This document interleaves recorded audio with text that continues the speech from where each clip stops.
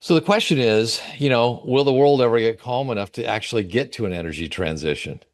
Because, as you said, like as soon as this happens, people start going, oh, crud, I just need to get back to oil and gas. And they kind of push away all the other renewable projects or, carbon capture projects for at least new ones. And then maybe it gets back to some level of normal, whatever the new normal. And then they say, okay, now we can go back to focusing on, will we ever get to an energy transition is the question, or how long before that happens? Right, very good question. If we go back to 2024 and early 2025, and if you're attending conferences or talk or everywhere in the world, people coming with the graph to show, oh guys, we are end of the era of the oil and gas or fossil fuels.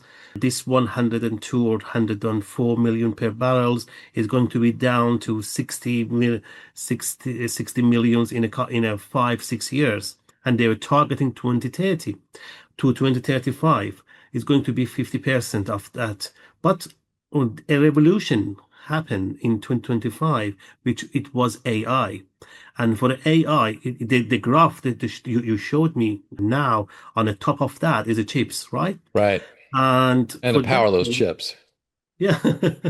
Yeah, like And like for I look at Elon Musk's Colossus 2 data center in Memphis, 1 giga, like this is a gigawatt type plant. He had to buy a natural gas processing plant, and then he had to buy a bunch like 7 turbines from Europe that he grabbed, put them on mobile units so he could fire them all up to power 300,000 NVIDIA chips. That's a lot of that's the equivalent of, I think, powering like 100,000 homes or something. absolutely, absolutely. And that revolution made everyone to review what they were thinking. We need more energy for our data centers and for the servers. This is why, for example, UAE become one of the hub for the AI in Asia after, of course, after China and or US, of course. But they need energy for that. They need oil and gas again. This is why oil and gas come back to the picture and push energy transition for the European countries mostly because if you go to Southeast Asia, the new, the no, the new economy leaders over there, like Indonesia, like India, like Malaysia, South Korea, those countries still need cheap energy to grow, right? For their industry, for their economy, and this is why they are dependent on that. At the same time, they are looking for this, solutions to battle their climate change impacts, negative impact on their lands, right? And then deforestation, also lots of the up raising the sea levels, blah blah. Then some countries they needed to bring that money and technology to them to help them, but at the same time they're producing lots of the CO2, lots of the methane, right? If you're coming to Middle East, that's the main source of the methane in the world because all of those producing gas here, then they produce loads of the methane and then make the atmosphere and our earth warmer and warmer. And when we get warmer, that things happening all around the world. And what is climate change? What's happening? This is not new things. Just intensify what's been doing. For example, if you had a rain in one year in one area, let's say, I don't know, let's say in London for 200 millimeters, just as example, per year, now you have that 200 millimeters maybe in one week. Things happen in Dubai, if you remember, that's the big flood because the rain they had it for 5, 6 years happen in 1 hour. This is climate change. I mean, intensify things, getting more severe. If we have lots of the wind, those wind going to be storm, or this is like that, right? Okay, energy transition depends of the countries that you were to be talking about. Depends of the attitude of the leaderships. I think I was talking to you in February.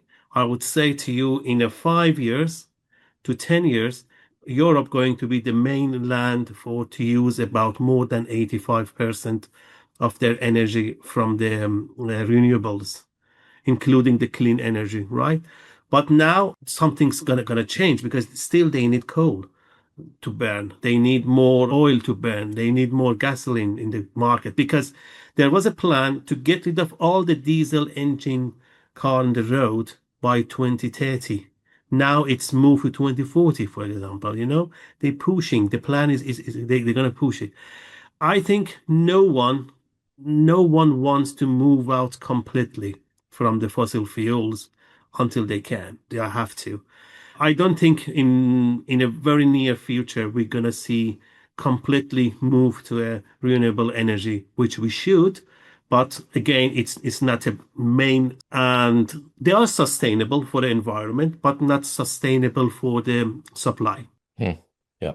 So in the meantime, we do what we can. And, I'm super involved in, monitoring, measuring the MMRVT stuff, the certifications and stuff. So at least those that want to comply can empirically measure, their emissions, their throughput, everything else. So we're all about empirical measurement. That's the name, Empirical Energy Podcast. So anyway, hey, thank you, Ehsan. I super appreciate it. How can people get a hold of you? And, what should they reach out to you for? Like, I know we mentioned that you do in CCUS type projects, but what kind of projects and consulting do you do these days? And how can people find you?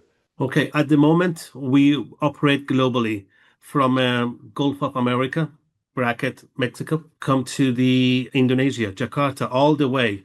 From that, I'm involved on a field development and working with the depletion gas reservoirs. My main background is the reservoir quality.